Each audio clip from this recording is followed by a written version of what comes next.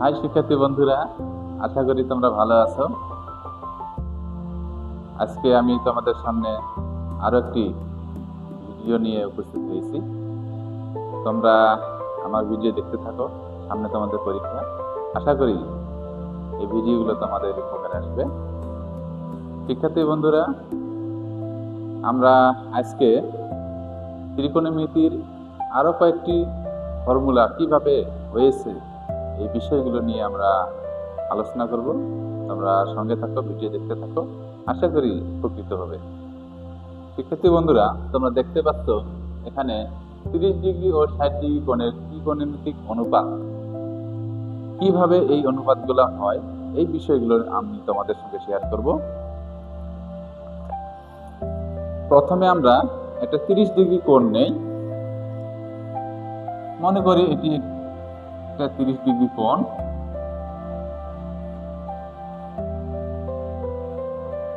এবং এক্স ও জেড এটা 30 ডিগ্রি কোণ।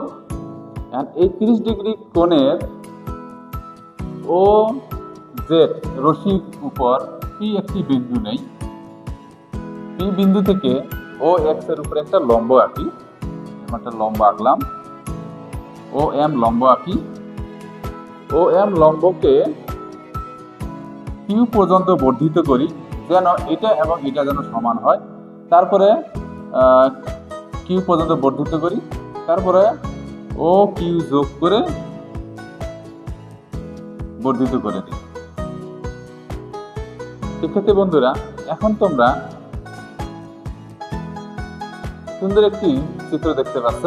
এই চিত্রটির এই কোণটি 30 ডিগ্রি কোণ, এই কোণটি 30 ডিগ্রি কোণ। এখন আমরা এই 30 ডিগ্রি কোণের ও 60 ডিগ্রি কোণের ত্রিকোণমিতিক অনুপাতগুলো বের করব। প্রথমে তোমাদের বলে রাখি, যখন তোমাদের পরীক্ষায় এই প্রশ্নটি আসবে যে 30 ডিগ্রি কোণের ত্রিকোণমিতিক অনুপাত অথবা 60 ডিগ্রি কোণের ত্রিকোণমিতিক অনুপাত নির্ণয় করো, তখন তোমরা যে 30 ডিগ্রি বলে শুধু 30 ডিগ্রি হলেই চলবে, আর যদি 60 ডিগ্রি বলে তবে এইভাবে তোমরা চিত্রটি দিও, তোমাদের সুন্দর হবে। আমি প্রথমে তোমাদের 30 ডিগ্রি কোণের ত্রিকোণমিতিক অনুপাতগুলো নির্ণয় করে দেখাবো। এর বর্ণনাটা একটু আমরা লিখে নেই।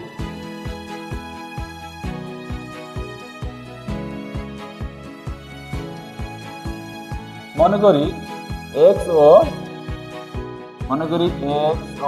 জেড সমান সমান 30 ডিগ্রি এবং ও জেড রশ্মির উপর পি একটি বিন্দু,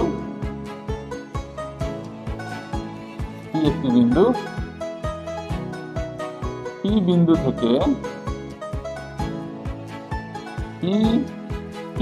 থেকে ও এক্স রশ্মির উপর বা পি বিন্দু থেকে পি এম লম্ব ও এক্স আঁকি,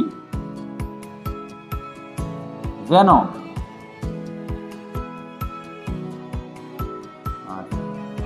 এবং পি এম কে কিউ পর্যন্ত বর্ধিত করি, যেন পি এম সমান সমান এম কিউ হয়। শিক্ষার্থীরা, প্রথমে এইটুক বর্ণনা আমি দিলাম যে পি এম সমান সমান এম কিউ হয়। তারপরে কি করলাম, আমরা উপরে জেড প্রাইম পর্যন্ত বর্ধিত করি, ও কিউ যোগ করে জেড প্রাইম পর্যন্ত বর্ধিত করি। এই হলো বর্ণনা করে। এখন আমরা এখানে দুটি ত্রিভুজ দেখতে পাচ্ছি, একটি হলো পি ও এম, একটি হলো কিউ ও এম। দেখি এই দুটি ত্রিভুজের মধ্যে কি কি মিল রয়েছে এটি আমরা আগে লিখে নিব। তাহলে দেখি যে এখন পি ও এম ত্রিভুজ চিহ্ন দেই ও ত্রিভুজ কিউ ও এম এদের মধ্যে কি কি মিল রয়েছে? আমরা এই বাহু এবং এই বাহু সমান নিয়েছি, সুতরাং আমরা লিখব যে পি এম সমান সমান এম কিউ। আর কি মিল রয়েছে? এবং আমরা দেখতেছি যে এই দুইটি ত্রিভুজের জন্য ও এম কি সাধারণ বাহু, দুটি ত্রিভুজের জন্য এই বাহুটি প্রয়োজন, এই জন্য এটি কি বাহু? সাধারণ বাহু। তাহলে আমরা লিখব যে ও এম সাধারণ বাহু, ও এম সাধারণ বাহু এবং এই কোণটি এবং এই কোণটি দুটি ত্রিভুজের জন্য অন্তর্ভুক্ত কোণ, এবং আমরা লিখব যে অন্তর্ভুক্ত পি এম ও কোণ সমান সমান অন্তর্ভুক্ত কিউ এম ও কোণ। এই দুটি কোণ কি সমান, এই জন্য আমরা কি লিখছি এই দুটি কোণ সমান। তোমরা জানো যে দুটি ত্রিভুজের যদি দুটি বাহু সমান হয় এবং তাদের যদি একটি সাধারণ বাহু থাকে, তাহলে সেই ত্রিভুজ দুটিকে বলা হয় সর্বসম ত্রিভুজ। সুতরাং আমরা লিখতে পারি যে সুতরাং এই দুটি ত্রিভুজ কি ত্রিভুজ? এই দুটি ত্রিভুজ হলো সর্বসম ত্রিভুজ। হলো এই ত্রিভুজ দুটি যদি সর্বসম ত্রিভুজ হয়ে থাকে, তাহলে এই কোণটি যদি 30 ডিগ্রি হয়, তাহলে এই কোণটি কি হবে? 30 ডিগ্রি হবে। সুতরাং আমরা লিখতে পারি যে পি ও এম কোণ সমান সমান কিউ ও এম কোণ সমান সমান 30 ডিগ্রি কোণ। এই কোণ 30 ডিগ্রি হলে এই কোণও 30 ডিগ্রি। আবার যদি এই কোণ যদি 30 ডিগ্রি হয়, তাহলে দেখব যে আমরা জানি যে ত্রিভুজের 3 কোণ মিলে 180 ডিগ্রি হয়। তাহলে এই কোণটি তো 90 ডিগ্রি কোণ, এই কোণটি হলো 30 ডিগ্রি কোণ। তাহলে 90 আর 30 যোগ দাও, 90 আর 30 যোগ দিলে কত হবে? 120। তাহলে এটি কত? এই কোণটি হবে 60 ডিগ্রি। 120 আর 60 যোগ দিলে 180 ডিগ্রি। সুতরাং এই কোণটি হয়ে যাবে আমাদের কত ডিগ্রি কোণ? 60 ডিগ্রি কোণ। এই কোণটি 60 ডিগ্রি হলে এই কোণটি হবে কত ডিগ্রি কোণ? 60 ডিগ্রি কোণ। সুতরাং আমরা লিখতে পারি আমরা ও পি এম কোণ সমান সমান ও কিউ এম কোণ সমান সমান কত ডিগ্রি কোণ? এটি 60 ডিগ্রি কোণ। কি হলো? আবার আমরা কি লিখতে পারি? আবার পি ও কিউ কোণ লিখতে পারি আবার পি ও কিউ কোণ সমান সমান পি অর্থাৎ এই কোণ এবং এই কোণ, অর্থাৎ এখানে এই দুটি কোণের যোগফল। তাহলে আমরা কি লিখতে পারি? পি ও এম কোণ প্লাস কিউ, অর্থাৎ এই যে এটা এই দুটি কিউ ও এম কোণ সমান সমান আমরা লিখতে পারি 30 ডিগ্রি যোগ 30 ডিগ্রি সমান সমান কত ডিগ্রি কোণ? 60 ডিগ্রি কোণ। এটা এই দুটি কোণ যোগ দিলেও 60 ডিগ্রি কোণ। সুতরাং আমরা কি লিখতে পারি? যেহেতু এই ত্রিভুজের এই দুটি কোণ মিলে 60 ডিগ্রি, এই কোণ 60 ডিগ্রি, এই কোণ 60 ডিগ্রি, তাহলে পি ও কিউ কোণ, তাহলে আমরা কি লিখতে পারি? পি ও কিউ ত্রিভুজ পি ও কিউ একটি কি ত্রিভুজ? একটি সমবাহু ত্রিভুজ। যেহেতু প্রত্যেকটা কোণ কি সমান 60 ডিগ্রি করে, আমরা জানি যে যদি কোন ত্রিভুজের প্রতিটি কোণ 60 ডিগ্রি হয়, তাহলে সেই ত্রিভুজটি হলো সমবাহু। এখন যদি ওপি যে অতিভুজটি আছে এটি যদি ওপি সমান 2a হয়, ওপি সমান যদি আমরা 2a ধরি, এটা ধরি, যদি ওপি সমান 2a হয়, ওপি সমান যদি 2a হয়, তাহলে পিএম সমান কত হবে? তাহলে পিএম সমান কি হবে? এই পিএম সমান হবে কি, এই যে ওপির অর্ধেক, যেহেতু এটা এটি সমান, তাহলে এটির অর্ধেক, পি কিউ এর অর্ধেক, তাহলে আমরা লিখতে পারি হাফ পি কিউ। যেহেতু পি কিউ সমান ওপি সমান আমরা কি লিখতে পারি? হাফ ও পি সমান, তাহলে ওপির অর্ধেক কত হবে? এ। ওপির অর্ধেক হবে এ। সুতরাং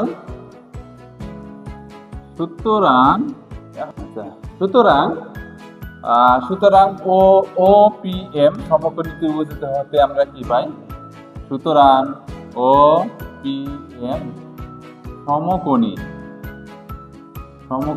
ত্রিভুজ হতে পাই। শিক্ষার্থী বন্ধুরা, আমরা অলরেডি ও পি এম এই সমকোণী ত্রিভুজের আমরা দুটি বাহুর মান আমরা পেয়ে গেছি, দুটি বাহুর মান পেয়ে গেছি। ওপি আমরা 2a ধরেছিলাম, পিএম বাহুর মান বের করেছি আমরা এখান থেকে, যে পিএম বাহুর মান হলো এ। আমাদের আরেকটি বাহুর মান বাকি আছে। তাহলে তোমাদের আমি আগের ক্লাসে শিখেছিলাম, যদি 30 ডিগ্রি কোণটাকে যদি আমরা সূক্ষ্মকোণ ধরি, তাহলে এই বাহুটি পিএম বাহুটি লম্ব এবং ও এম বাহুটি ভূমি এবং 2a হলো অতিভুজ। তাহলে শিক্ষার্থী বন্ধুরা, যদি সমকোণী ত্রিভুজের দুটি বাহুর মান দেওয়া থাকে, তাহলে অপর একটি বাহুর মান বের করা খুবই ইজি পিথাগোরাসের উপপাদ্যের সাহায্যে। এখন আমরা এই ও এম তৃতীয় বাহুর মান বের করব পিথাগোরাসের উপপাদ্যের সাহায্যে। সুতরাং আমি লিখতে পারি, সুতরাং ও এম ইকুয়াল টু, একবার রুট ওভার দিয়ে দেই, ও পি অতিভুজ স্কয়ার বিয়োগ কি হবে আমাদের লম্ব স্কয়ার। এখান থেকে আমরা খুব সহজে মানটা বের করতে পারি। ওপির মান হলো 2a, 2 এর উপরে আমরা বর্গ দিব, পিএম বাহুর মান এ দিব, স্কয়ার হয়ে যাবে। এটা ক্যালকুলেশন করে আমরা পাবো 2 দিয়ে 4 স্কয়ার। এখান থেকে দেখো 4টি স্কয়ার থেকে যদি আমরা একটি স্কয়ার মাইনাস দিই, তাহলে থাকবে 3 স্কয়ার। দেখো এখানে অনেকে ভুল করে 3 পর্যন্ত দেয়, কিন্তু এখানে কি হবে দেখো শিক্ষার্থী বন্ধুরা, এটার জন্য এই স্কয়ারের জন্য এ থেকে রুটটা উঠে যাবে, কিন্তু 3 তে রুটটা থাকবে। তাহলে এখান থেকে আমরা ক্যালকুলেশন করব √3a। তাহলে ও এম সমান আমরা কি পেয়েছি? ও এম সমান আমরা পেয়েছি √3a। তাহলে শিক্ষার্থী বন্ধুরা, আমরা 3টি বাহুর মান আমরা পেয়ে গেছি। আমরা এই 3টি বাহুর মান থেকে খুব সহজেই আমরা কি করতে পারি? ত্রিকোণমিতির যে অনুপাতগুলো আছে, সেই অনুপাতগুলো আমরা খুব সহজেই আমরা বের করতে পারি। এখান থেকে আমরা 30 ডিগ্রি কোণের 6টি অনুপাত, 60 ডিগ্রি কোণের 6টি অনুপাত আমরা খুব সহজে বের করতে পারি। আমি সেগুলো তোমাদের সুন্দরভাবে বুঝিয়ে দিচ্ছি, তোমরা একটু খেয়াল করো। এখন আমরা 30 ডিগ্রি কোণের ত্রিকোণমিতিক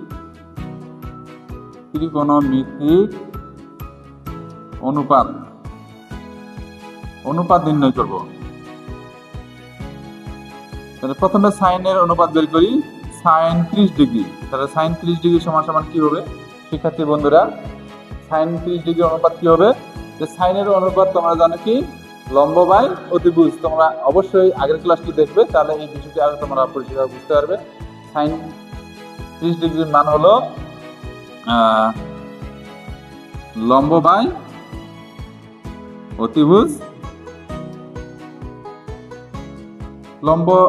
লম্ব কত এখানে লম্ব হলো এ, অতিভুজ হলো 2a। তাহলে উপরে হবে এ, নিচে অতিভুজ হলো 2a। তাহলে এটা এ যদি আমরা কেটে দেই, তাহলে উপরে থাকবে 1, নিচে থাকবে 2, অর্থাৎ সাইন 30 ডিগ্রি, তাহলে আমরা এখান থেকে আমরা কস 30 ডিগ্রি মান বের করি। কস 30 ডিগ্রি মান হলো ভূমি বাই অতিভুজ। তাহলে এখান থেকে দেখো ভূমি আমরা পেয়েছি কত, √3a, নিচে হলো অতিভুজ হলো 2a, এ কেটে গেলে √3/2, এটা হলো cos 30 ডিগ্রির মান। এরপরে আমরা দেখি tan 30 ডিগ্রি মান কত আসবে। tan এর অনুপাত আমরা দেখি লম্ব বাই অতিভুজ। তাহলে লম্ব হলো a, অতিভুজ √3a, এ উঠে যাবে, এ উঠে গেলে কি থাকবে, উপরে 1 নিচে থাকবে √3।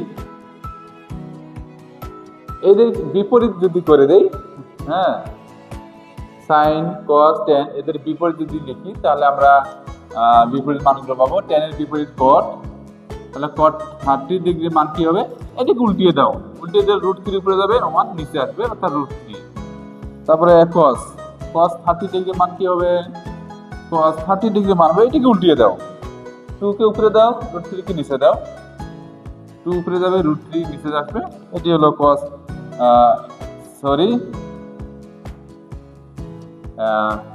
এখানে আমাদের লিখতে হবে কসের বিপরীত হলো সেক, সেকের 30 ডিগ্রি মান এটি। তারপরে সাইনের বিপরীত হলো কসেক, কোসেক 30 ডিগ্রির মান কি হবে, এই সাইনটাকে উল্টিয়ে দাও, 1 নিচে যাবে, 2 উপরে যাবে, তাহলে শুধুমাত্র 2। তো এইভাবে শিক্ষার্থী বন্ধুরা খুব সহজেই তোমরা sine cos tan cot sec cosec 30 ডিগ্রির মান খুব সহজেই তোমরা এখান থেকে বের করতে পারবে। একইভাবে আমি যদি আমাদের এখানে যদি দেখিয়ে দিই তোমরা বুঝতে পারবে 60 ডিগ্রি কোণের অনুপাত, 60 ডিগ্রি কোণের ত্রিকোণমিতিক অনুপাত তোমরা খুব সহজে বের করতে পারবে এখান থেকে। এখন যখন আমরা এই কোণটাকে 60 ডিগ্রি ধরবো, বা এই কোণটি যেহেতু 60 ডিগ্রি, তাহলে তো আমাদের মনে রাখতে হবে যে এই কোণের বিপরীতে যে বাহুটি আছে, এই কোণের বিপরীত দিকে যে বাহুটি আছে, এই বাহুটিকে আমরা এখন ধরবো কি, এটিকে আমরা এখন ধরবো লম্ব, তাহলে ভূমির সংলগ্ন যে বাহু সেটি হবে এখন ভূমি। আমি লিখে রাখছি যাতে করে তোমরা দেখে বুঝতে পারো। 60 ডিগ্রি যখন বের করবো, 60 ডিগ্রির বিপরীত বাহুটিকে ধরবো আমরা লম্ব, এবং তার সংলগ্ন বাহুটিকে ধরবো আমরা ভূমি। এখান থেকে আমরা খুব সহজে বের করতে পারি সাইন 60 ডিগ্রি ইকুয়াল টু, তোমরা অনুপাতগুলো ইতিমধ্যে জেনেছো যে লম্ব বাই অতিভুজ। লম্ব, এখানে লম্ব কত, √3a, অতিভুজ কত 2a, তাহলে এখানে এ উঠে যাবে, তাহলে আমরা পাবো কি √3/2। সাইন 60 ডিগ্রির মান। একইভাবে cos 60 ডিগ্রির মান আসবে, কসের অনুপাত কি, কসের অনুপাত হলো ভূমি বাই অতিভুজ। তাহলে এখানে ভূমি হচ্ছে এটি, অতিভুজ হচ্ছে এটি, তাহলে ভূমি হলো a, অতিভুজ হলো 2a, সমান সমান কত আসবে 1/2। একইভাবে tan 60 ডিগ্রি যদি ধরি, tan এর অনুপাত কি, লম্ব বাই ভূমি, তাহলে এটি যদি লম্ব হয় আর এটি যদি ভূমি হয়, তাহলে লম্ব বাই ভূমি, অর্থাৎ √3a/a, এ যদি উঠে যায় তাহলে এখানে থাকবে √3। একইভাবে আমরা কি করতে পারি, tan এর বিপরীত আমরা লিখতে পারি cot 60 ডিগ্রি মান হলো, এটাকে উল্টিয়ে দেয়, নিচে 1 আছে, সেক্ষেত্রে বললাম নিচে 1 আছে, 1 উপরে যাবে এবং √3 নিচে আসবে। একইভাবে tan গেল, এখান থেকে আমরা পাইতে পারি sec, এটার মান কি, 2 উপরে যাবে, 1 নিচে আসবে, তাহলে 2। একইভাবে আমরা পড়তে পারি সাইনের বিপরীত হলো cosec, 60 ডিগ্রির মান হয়ে যাবে কত, 2 উপরে যাবে, √3টা নিচে আসবে। এইভাবে খুব সহজে তোমরা ত্রিকোণমিতি 30 ডিগ্রি এবং 60 ডিগ্রি কোণের মানগুলো, অনুপাতগুলো তোমরা খুব সহজেই বের করতে পারবা। তোমাদের সামনে পরীক্ষা আছে, এগুলো প্র্যাকটিস করো, সূত্রগুলো জেনে রেখো। আশা করি তোমাদের পরীক্ষা ভালো হবে। ভালো থাকো, ধন্যবাদ।